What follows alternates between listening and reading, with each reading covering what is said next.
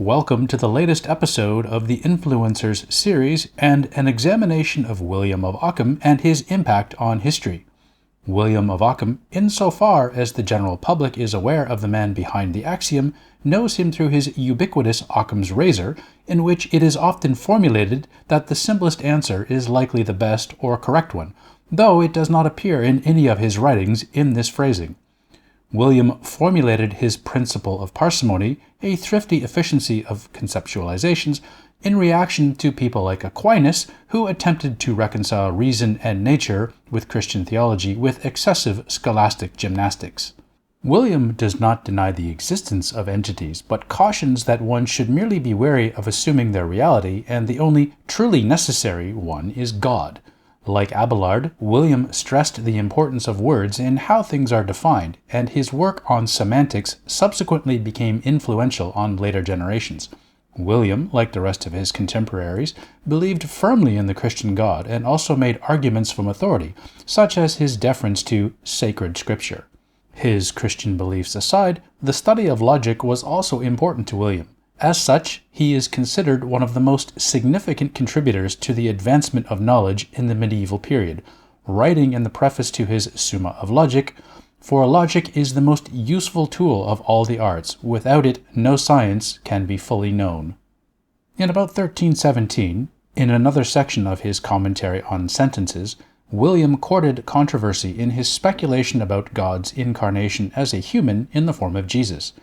As many commentators have repeatedly noted, if, as doctrine states, and God is all-powerful, it is extremely unnecessary that such a deity would have to go to the extremes, manifesting himself as a human only to sacrifice himself to himself so that he might grant forgiveness to his own creation. The ancient notion that sacrificial offerings were a necessary requirement for atonement in the Judaism of this era aside, the whole belief is riddled with inconsistencies that William deconstructed, noting God could just as easily have chosen the form of an ass to be sacrificed. Perhaps Ockham specifically had his razor in mind when formulating this idea of simplifying the redemption of humanity. By 1324, William was summoned to appear before a papal tribunal in Avignon to answer for his apparent heresy. Noteworthy in the history of secular arguments related to church and state relations is something William wrote unrelated to politics that led to unintended consequences in later years, the results of which echo across the centuries. While in Avignon for the next several years, William became embroiled in another dispute with Pope John XXII over the supposed poverty of the friar orders.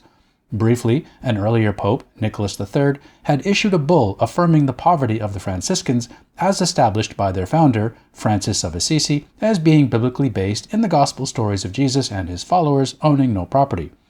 However, in 1322, John decided to revoke some of the provisions of his predecessor.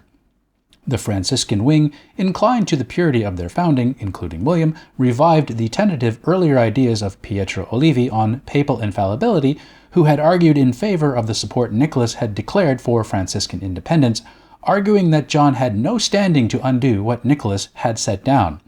Somewhat counterintuitively, from the perspective of accumulating papal power, John rejected the premise of papal infallibility, as he saw it as a limitation on his own power to be bound by the decisions of a dead predecessor.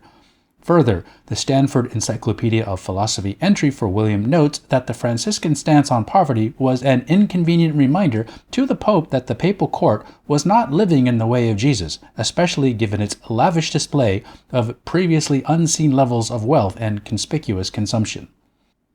William considered John a heretic for rejecting the Franciscan position, especially given its obvious biblical pedigree. Therefore, John was no true pope. Then, on May 26, 1328, William and others fled to the safety of the Holy Roman Emperor, Louis IV of Bavaria, who was in Pisa at the time.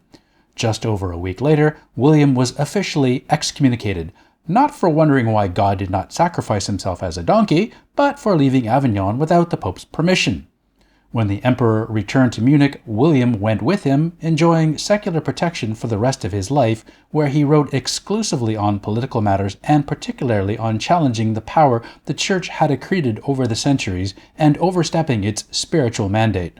In this regard, William is recognized as one of the first medieval thinkers to argue for separation of church and state, and making the case for a strict divide between secular and spiritual matters. In his 8 questions concerning the power of the Pope, William covered topics such as, has the Pope the right to grant secular jurisdiction to the Emperor and other princes? And, what rights does the Church acquire through the right of bishops to anoint kings? In his political arguments, William also formulated early ideas about the responsibility of sovereigns to rule justly, a preliminary notion of social contract, and to protect the property rights of their citizens, arguments that appear in the 17th century writings of Hobbes and Locke, respectively. Additionally, the arguments for papal infallibility would be resurrected by Pope Pius IX in the 19th century. In summation, Russell notes that William was the last great scholastic philosopher, and it is to the late Renaissance that we jump in the next video of Influencers and a look at Giordano Bruno. If you like my content, please like and subscribe to get notified of new videos. Please also consider supporting my work by becoming a Patreon sponsor. You can also find me on the following platforms.